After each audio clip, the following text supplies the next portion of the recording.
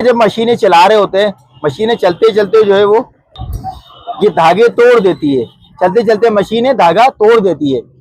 आप लोगों की सिलाई मशीनों में बेशुमार मसले होते हैं, परेशानी की कोई बात नहीं। सिलाई गुरु में उमर भाई हैं, जो भी फॉल्ट है कमेंट सेक्शन में बताएं, मसला हल करवाएं। एक कमेंट है, अस्सलाम वालेकुम भाई, मेरी मशीन धागा बहुत तोड़ती है, प्लीज एक वीडियो में सब सॉल्यूशन बता दें, जज़ाकल्लाह। देखिए एक वीडियो में सब सॉल्यूशन बताए ना तो 3 दिन तक की वीडियो बनेगी मेरे ख्याल से, कोई 72 घंटे की, कोई 3-4 दिन की वीडियो बन जाएगी। ना आप लोग देख सकेंगे ना मैं बना सकूंगा। तो मैं मेरे लेवल पे आपको वीडियो बना के सॉल्यूशन बता देता हूँ, जो टिप्स होती है बेसिक ना, तो उन पे जो है आप काम करेंगे इंशाल्लाह आपकी मशीन हल हो जाएगी। लेकिन स्टेप बाय स्टेप, अगर मैं एक ही वीडियो में सारे सॉल्यूशन बता दूंगा तो फिर ना आपकी मशीन बचेगी और ना मशीन चलाने वाला बचेगा। तो मैं बेसिक जो है वो मैं आपको गाइड करता हूँ इस वीडियो के अंदर। देखिए जब मशीनें चला रहे होते हैं, मशीनें चलते चलते जो है वो ये धागे तोड़ देती है। चलते चलते मशीनें धागा तोड़ देती है। जैसे आपका कमेंट है, उमर भाई मशीन चलते चलते धागा बहुत तोड़ती है। देखिए धागा तोड़ दिया इसने।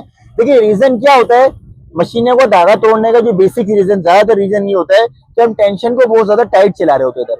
धागा बहुत ज्यादा टाइट आ रहा होता है और मशीन के धागे को हम चला रहे होते हैं। तो ये जब बहुत ज्यादा खिंचा हुआ धागा आएगा तो मशीन धागे को तोड़ेगी।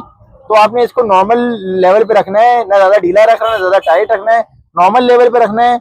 और उसके बाद जब आप इसको नॉर्मल लेवल पे रख देंगे, इतना चेक करना है धागे को खींच करके, आया धागा बहुत टाइट तो नहीं आ रहा। अब देखिए, अब जब ये टाइट जो मसला था, अब इसको हमने लूज किया, उसके बाद देखेंगे ना मशीन धागा तोड़ेगी ना किसी किस्म का कोई फॉल्ट करेगी और इंशाल्लाह आपका सॉल्यूशन जो है वो हो जाएगा।